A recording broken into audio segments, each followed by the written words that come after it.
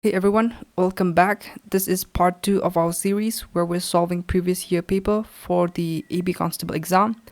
If you haven't watched the part 1 yet, I highly recommend checking that out first. It'll give you a solid foundation and you'll learn a lot. But if you're jumping straight into this one, no worries, you're totally welcome to start here too. Let's dive right into the next question. 25 equal what percent of 625? Option A, 5. Option B, 4. Option C, 1.5. Option D, none of the above. To find what percent 25 is of 65, we will use this formula, which is percentage equal 25 divided by 625 times 100. All we need to do is simplify it. If I do 5 times 5, that will give me 25. And 5 times 125 give me 625. So if I place a value, that would be 5 divided by 125 times 100. All I need to do is simplify it even further. 5 times 1 will give me 5. 5 times 25 give me 125. Now if I do 1 times 100, that will give me 100. And I need to divide 100 divided by 25. So if I do 25 times 4, that will give me 100. So I know that percentage equal 4%. So if we look at our option, so we know that 25 equal to 4% of 625, which is option B. So option B is the correct answer.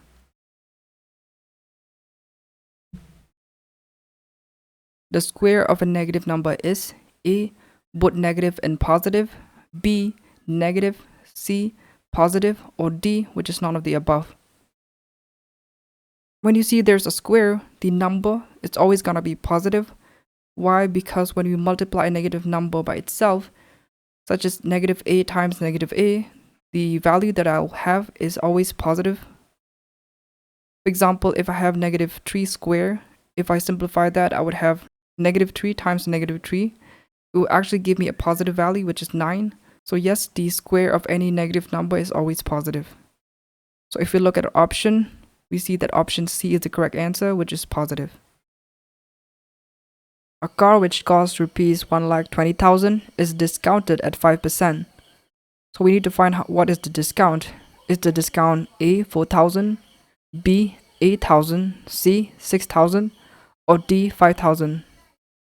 In order to find the discount amount, we can simply use this formula, which is discount equal 5%. I'll remove the percent and that will convert to 100. So 5 divided by 100 times 1,20,000. If I cancel out the 0, I will get 5 times 1,200. And if I multiply that, I will get 6,000. So the discounted amount is 6,000. If you look at our option, we see that option C is the answer, which is 6,000.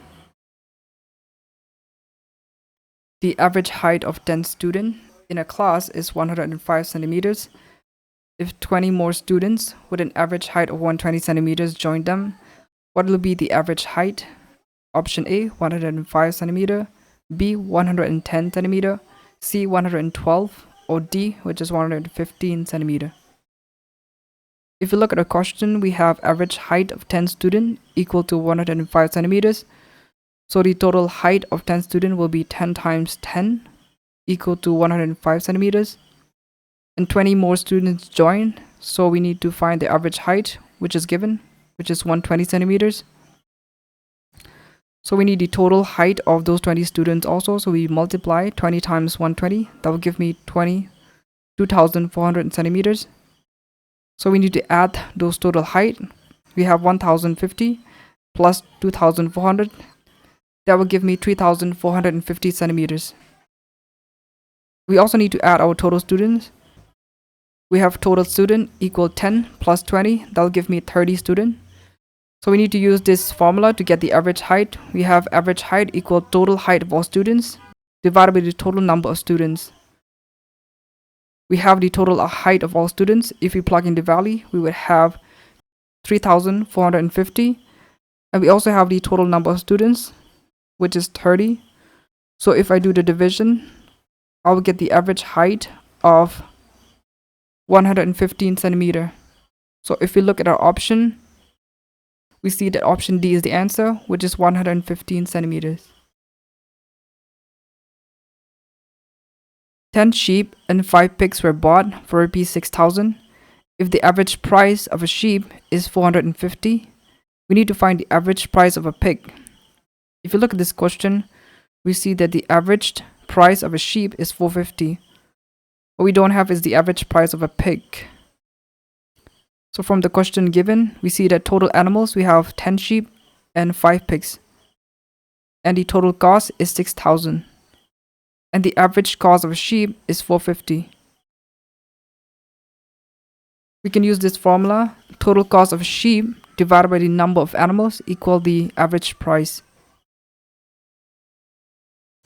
If we plug in the value, we would have total cost of sheep, which we don't have, but we do have the number of animals, which is 10, which is for a sheep, equal 450, the average cost of a sheep. Now, if I do the multiplication, I will get the total cost of sheep equal to 4,500. Now I need to subtract the cost of pigs with the total cost, which is 6,000 minus 4,500. I will get the cost price of pig, 1,500. All I need to do is divide 1,500 with the number of pigs, which is 5. So I get the average price of one pig equal to 300. So the final answer is that the average price of a pig is 300.